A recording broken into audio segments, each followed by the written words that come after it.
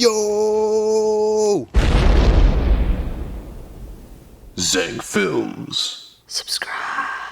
Hello and welcome to another video. So I started this channel less than a year ago, and within that time I've used about 3 different cameras, and the first of which being my phone. I used it to film the Ninja Turtles and the Polar Express reviews, which if you go back and watch them, you can probably tell the audio and the video were both complete garbage. Now, filming with a cell phone isn't necessarily a bad thing, as both of my vlogs on the channel were also filmed on my phone and they sound and look perfect, but I also really did not want to keep filming in a studio setting like this with my phone. It just did not work very well for me. So I started using a camera on loan from my school. I probably should have looked this up before.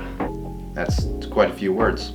Anyway, it was a Panasonic camcorder and it worked really well for most of my videos. So when school ended, the summer started and I couldn't use that camera anymore. I started using my brother's Canon EOS T6 and that worked out really well for the most part, but it's really lame to keep borrowing someone else's camera to make all my videos, and when I want to do vlogs or something, I can't just bring his with me. So I've now purchased my own camera, the Canon EOS Rebel SL3, which I'm currently using to film this. But so far I've had the camera for a couple hours and I really like it so far. I can't really think of anything about it that I particularly dislike. All of the settings seem very self-explanatory. I'm still going through and learning some of them, but it's really impossible to tell how good a camera is until you've started using it. So let's go do that.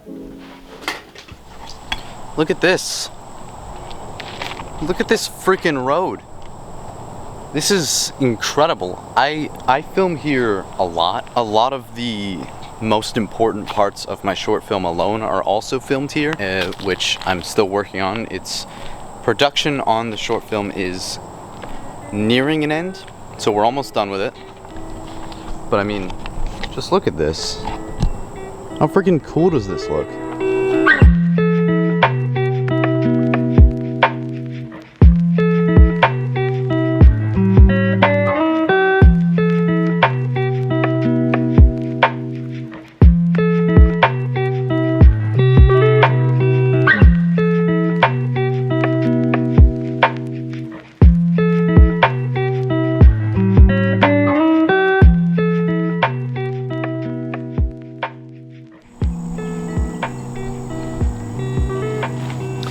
So with this camera, there are a few things that hang on, zoom this out in a little bit. So with this camera, there are some things that I would like to talk about, including its photography mode, which is really weird. Firstly, to get into photography mode, you need to use the power switch and switch it to on, not the camera.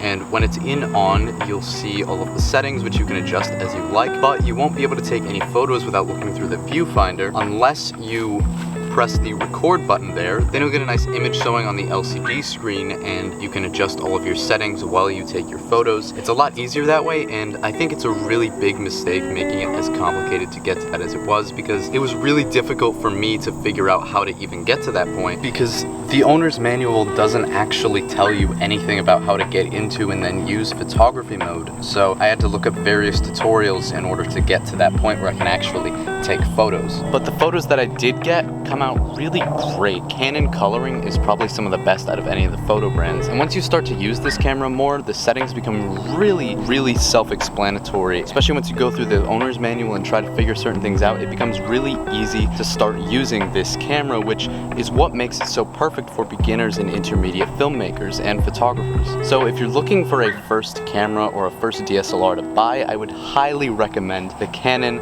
EOS Rebel SL3. Brought some food with me as well. It's really good stuff. So this camera is definitely really good for beginners and intermediates such as myself. If you're using this camera for vlogging, I would certainly recommend it.